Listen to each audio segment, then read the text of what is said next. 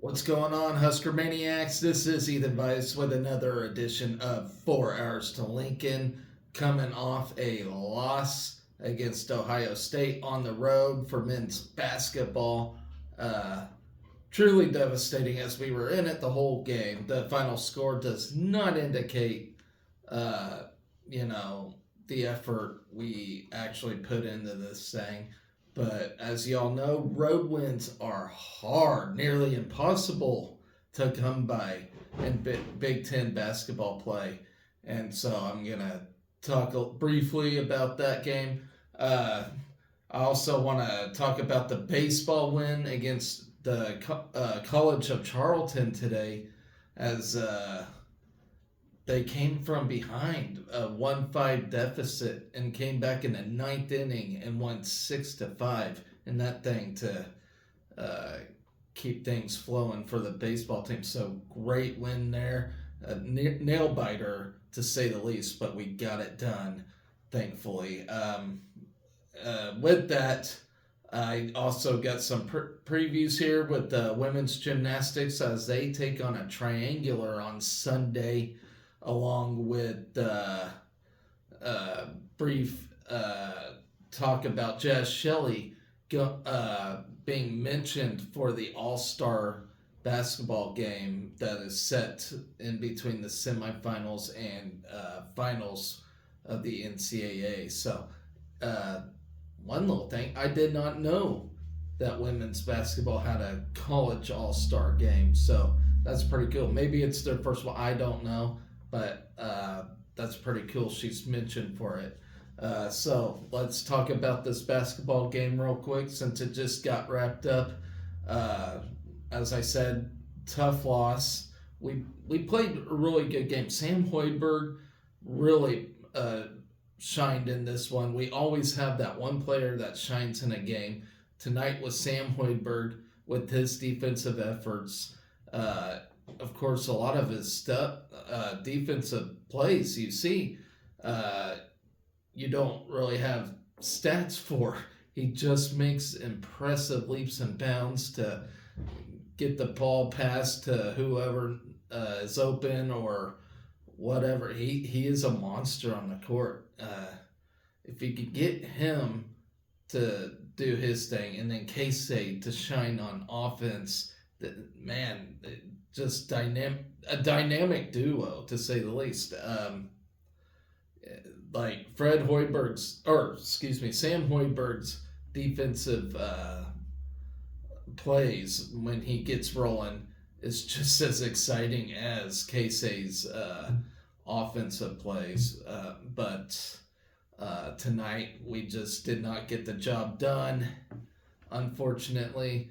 But I will say I give a lot of credit to Jamison Battle on the opposing end. He's a terrific basketball player, and it's hard to believe that Ohio State's playing just to get into the NIT with him on the team. He's, besides Zach Edey, one of the most prominent players in the Big Ten. So just crazy how that works out. But you know what? We did get a game against Ohio State earlier this year, which is great. At least we didn't get swept by them or anything. And it shouldn't hurt us too much for the NCAA talk or whatever. It doesn't really hurt us that bad. Wisconsin already lost 9 games this year, and they're bound to make it too. So no worries. Wasn't a bad loss. We'll take it in and have a monstrous game against Rutgers as we play them this weekend. So, like I said, not a bad loss. I'm not worried about it. It'd be different if we were playing a terrible team, but right now Ohio State ain't a terrible team. They're really not. Ever since they fired their coach and are working with this interim one, they've been making a lot of noise. They beat Purdue. They beat Wisconsin. Down this last stretch. So they're a very dangerous team. So not a bad loss at all by any means.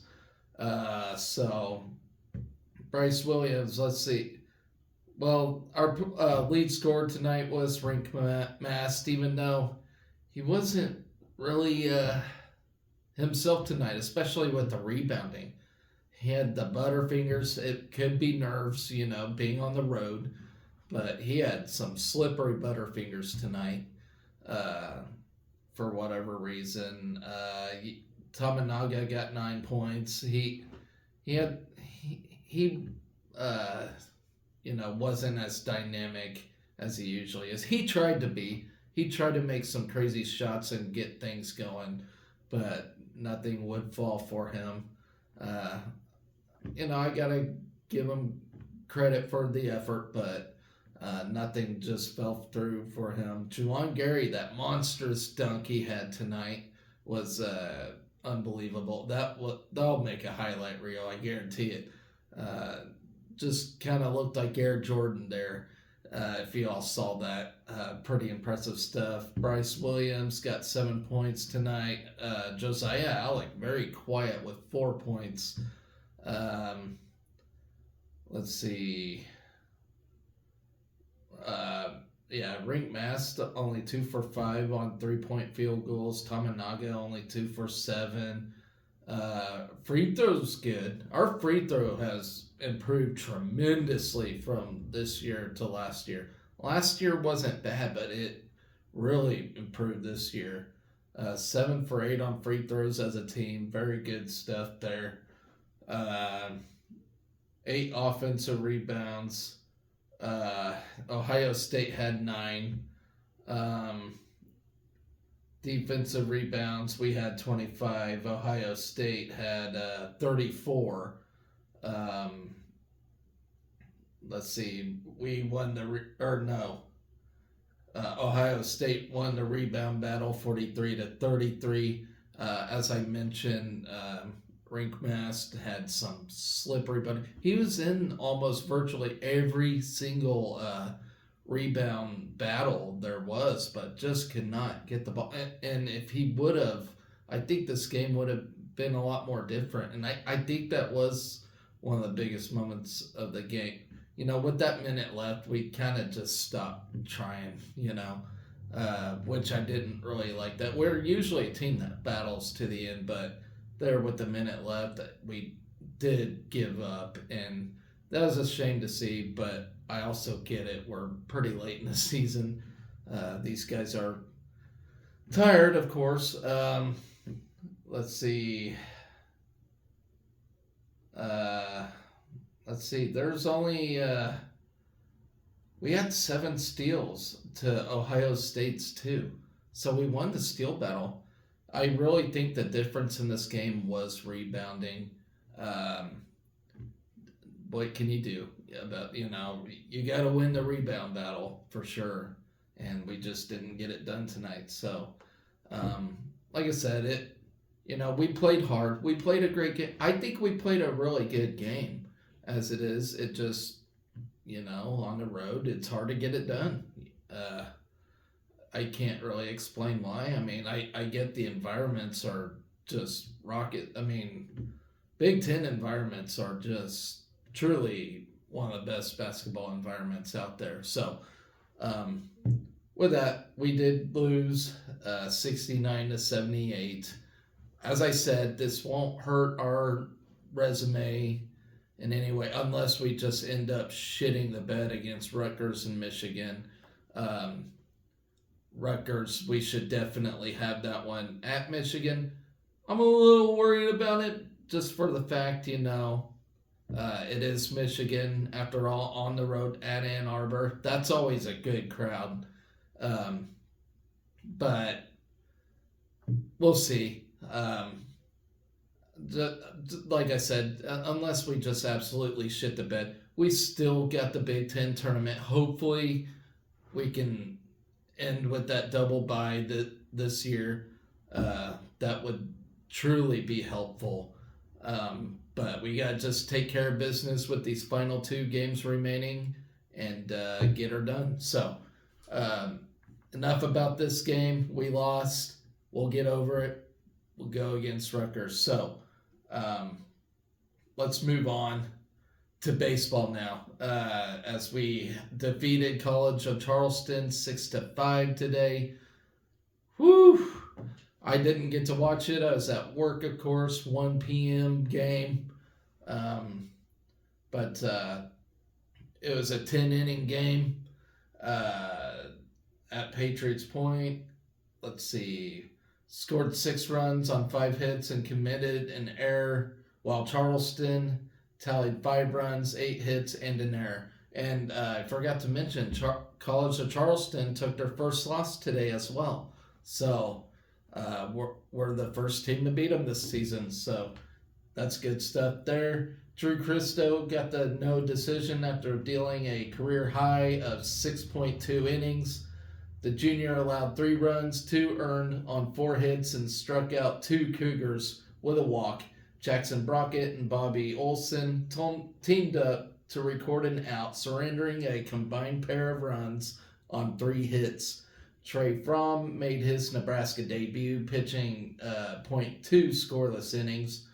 Ron Sanders posted his second appearance of the season for the Big Red, striking out the lone batter he faced in the bottom of the 8th. Cal Perry recorded 2 outs in the 9th, while Evan Borst improved to 1-0 on the season after pitching a scoreless inning in relief. Tucker Timmerman replaced Borst and recorded the final out to collect his first career save. 5 different Huskers recorded a hit on Thursday, highlighted by Silva's 2 RBI singles. Clay Bradford doubled and scored 2 runs, followed by Caden Broombaugh with the double and a run scored. Josh Karen and Cole Evans recorded a hit and an RBI apiece. The Nebraska offense went to work early, plating a run in the first inning for the 4th consecutive game. Broombaugh led the game off with a double, 2 left, and moved to 3rd on Silva's sacrifice bunt. The Huskers took the lead with Carson's team leading 12th RBI of the season after the junior ripped a 2-out RBI single back up the middle to score. Broombaugh.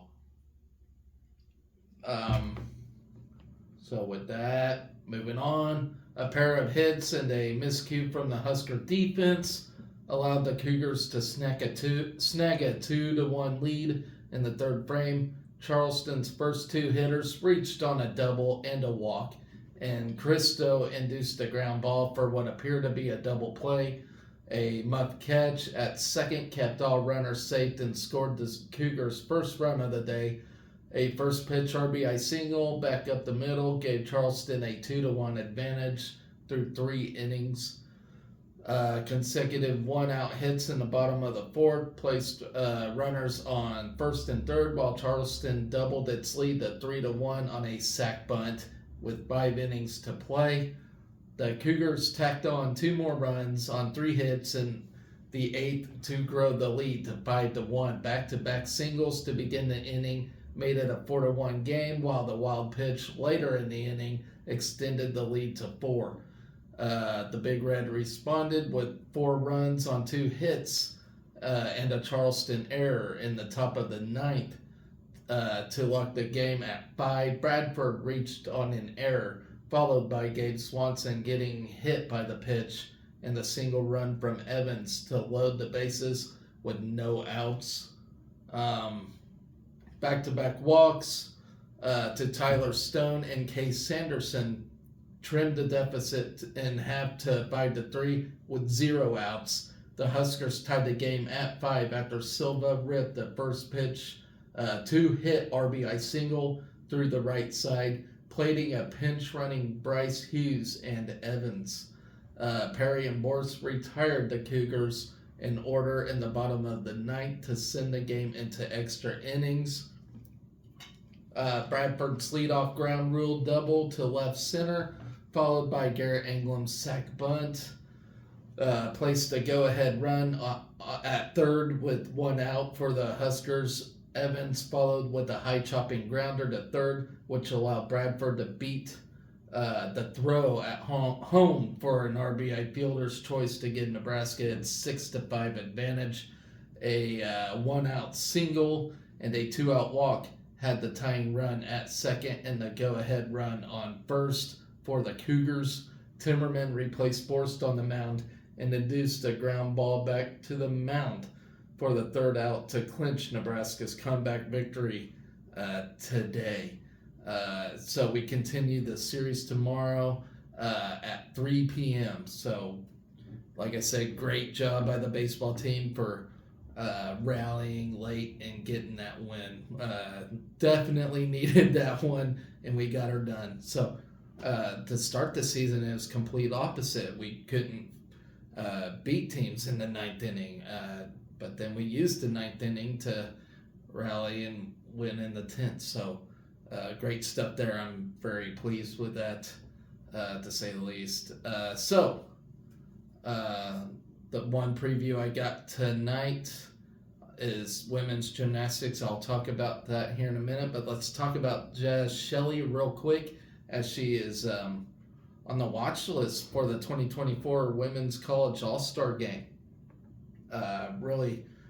This was announced by Intersport today. The game will be televised live on ESPN2 on April 6th. That'll be in the Wolstein Center in downtown Cleveland, the home city of the 2024 NCAA Women's Final Four. So that'll occur between the national semifinals and the championship game. So that'd be really cool to see Jaz Shelly there, regardless whether if we make it or not. She was one of 58 collegians who could exhaust their eligibility and play in the All-Star Game. Other players from the Big Ten on the watch list include Caitlin Clark, of course, Mackenzie Holmes, and Sarah Scalia, J.C. Sheldon, and McKenna Mariza. Shelly is a first-team All-Big Ten selection in 2023 and a preseason first-team All-Big Ten choice in 2024 as the AP National Player of the Week on February 13th. The guard from Mo, Australia, has scored more than 1,200 points and dished out more than 500 assists in her 3 seasons here. She led the Huskers to the NCAA tournament in 2022 and has Nebraska in the hunt for a top 4 seed and another 21 season entering its final game of the regular season at Illinois this coming Sunday. Despite playing just 3 seasons in Lincoln, Shelly ranks number 4 in her career three-pointers made, which was 222 at Nebraska, while ranking number 6 in career assists with 510. She owns the Nebraska record with 2 career triple-doubles, while ranking number 20 in school history with 1,244 points. One of the top defensive guards in the Big Ten as well. She earned a spot in the 2022 Big Ten All-Defensive Team and has totaled 160 steals as a Husker. Shelly and the Huskers will close the regular season on Sunday against Illinois, as I have mentioned. And that game is at 3 p.m. And that'll be on BTN. So good luck to her and the Huskers on Sunday. Hope if we win, we're guaranteed a double bye. If we lose, we got to make things happen to make sure we keep that double bye. So just got to win and take care of business and make sure that we seal that spot. So let's preview women's gymnastics real quick. First Sunday, they got a triangular. They welcome North Carolina, Southeast Missouri State, and Illinois State this Sunday at the Bob. Nebraska leads the series with each of its 3 opponents, 5-0 against UNC, 6-1 against Southeast Missouri, and 6-0 against Illinois State. The Huskers completed against North Carolina at the Sprouts Farmers Market Collegiate Quad, and Nebraska claimed the matchup by a score of 195-75 to 195-150 in that ordeal. Illinois State is currently number 38 in the road to the Nationals rankings. The Redbirds are 12-4 on the season with a 3-1 mark in the MIC. They average a 195.461 team score. North Carolina is ranked number 47 with an average team score of 195.50. The Tar Heels own a 3-9 record and are 1-3 in the ACC. The Red Hawks of Southeast Missouri State are ranked number 55 in this week's Road to the Nationals poll. They are 6-9-1 overall and average a team score of 194-378.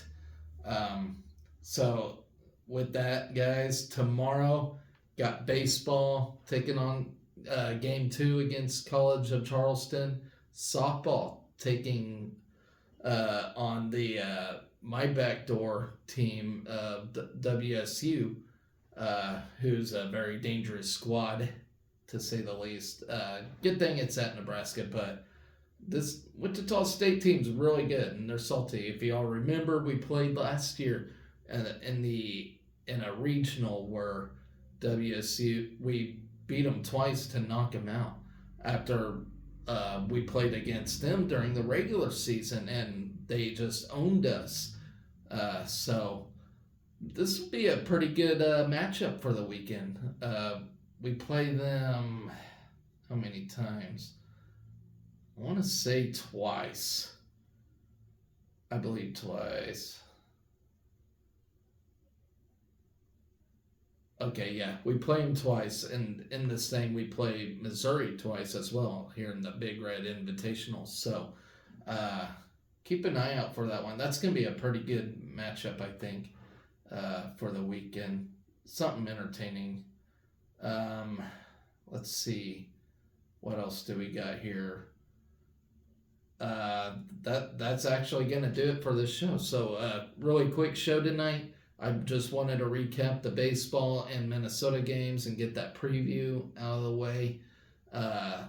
So, yeah, guys, we're already hitting Friday once again. So, I know in my neck of the woods, it's supposed to be a pretty fantastic weekend, 70s this weekend. So, be a good time to go out and catch a ball game or something. I know my local college here fields a baseball team, so I may try to catch a game there. So be a lot of fun stuff. So with that, guys, I hope you all take care, and always remember to be excellent to each other. Go Big Red.